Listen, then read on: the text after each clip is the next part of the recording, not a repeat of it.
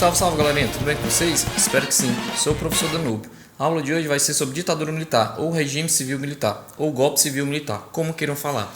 Bem galerinha, a partir do dia 31 de março para 1º de abril, quando é tomado o poder, tiram João Goulart do governo, assumindo os militares, e quando eu falo os militares, são as Forças Armadas.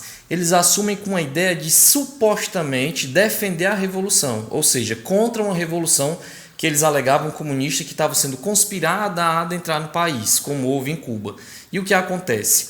Nesse período, quem vai assumir a primeira presidência militar é o Humberto Alencar Castelo Branco, que no caso ele toma posse dia 15 de abril.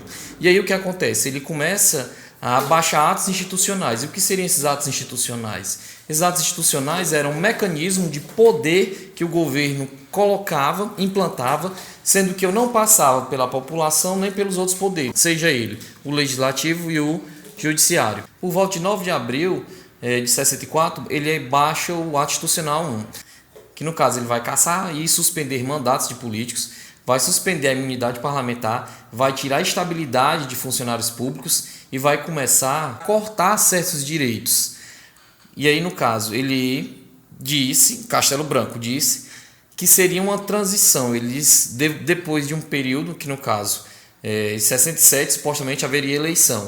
O que acontece? Há uma pressão muito grande no ano de 1965 para que houvesse eleição. E aí ele baixa o segundo ato institucional, que no caso o ato institucional 2, ele baixa em 65, que aí ele vai extinguir os partidos políticos, ele vai colocar como indireta a eleição para presidente e também ele pode caçar mandatos políticos. E isso tudo motivado porque houve uma pressão sobre essa questão de eleição. E no ato institucional 2, ele cria também novos partidos, um de situação e de oposição. A Aliança Nacional Renovadora, que é a Arena, e o de oposição, que é o Movimento Democrático Brasileiro, o MDB. E aí, em sequência, ele já abre um ato institucional 3. Ele vai fixar eleições indiretas para governadores, vice-governadores, prefeitos e vice-prefeitos. E em dezembro de 66, aí ele faz o ato institucional 4, ou seja, ele muda a Constituição brasileira, que era em vigor a de 46, agora vai ser outra criada, vamos dizer que imposta, outorgada. E aí no campo econômico, o que é que acontece com o Castelo Branco?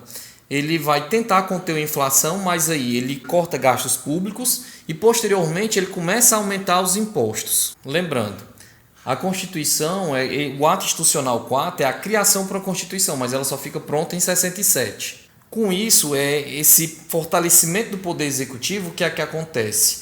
Ele começa a ser mais efetivo e cobrar mais uma ideia de conter limites da liberdade de expressão, para não falar censura, que no caso aí ele baixa a lei da imprensa, que ele vai começar a censurar jornais, revistas e rádios, por aí vai. E com essa ideia repressora, a gente tem uma transição de governo, que no caso ele disse que o Castelo Branco disse que ele devolveu em 67 ele morre. Com isso assume o Costa e Silva. Deixa eu dar só uma explicação. Dentre os militares nós tínhamos duas alas, os da Sorbonne e os linha dura. Os da Sorbonne eram os militares mais intelectuais. Quem vai assumir agora, o Costa e Silva, ele já faz parte da outra linha. Enquanto o Castelo Branco ele era um da Sorbonne, da ideia de Sorbonne, o Costa e Silva ele era mais ríspido, ele era do linha dura. O que é que acontece?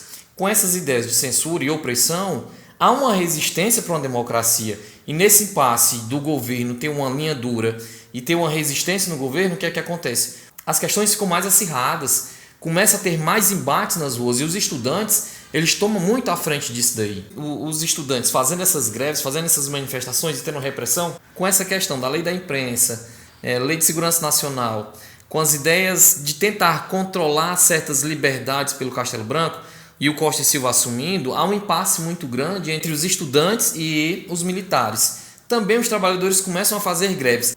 E com essas questões de manifestações eclodindo no país, o Costa e Silva ele decreta o ato institucional número 5, que aí vamos dizer que seja o terror e o começo do que a gente vai chamar de ditadura no país. O que acontece? Com o ato institucional número 5, quando ele decreta, ele vai suspender os direitos das pessoas. Direito de votar, ser votado, vai tirar o direito do habeas corpus, que no caso habeas corpus é quando você for preso indevidamente, você tem como o Estado lhe dá condição para você agir em relação àquela ação errada. Só que aí, como ele tirou esse poder de você se defender, de você ter uma certa você ter um certo resguardo para uma ação indevida de alguns órgãos, você ser preso ilegalmente, melhor dizendo, o que acontece? Isso acabou. Agora, se um militar achasse que você deveria ser preso, ele lhe prendia. Aí começa a surgir cada vez mais as repressões militares. Bem, pessoal, esse foi um pequeno resumo da aula. Que todos se cuidem e tchau!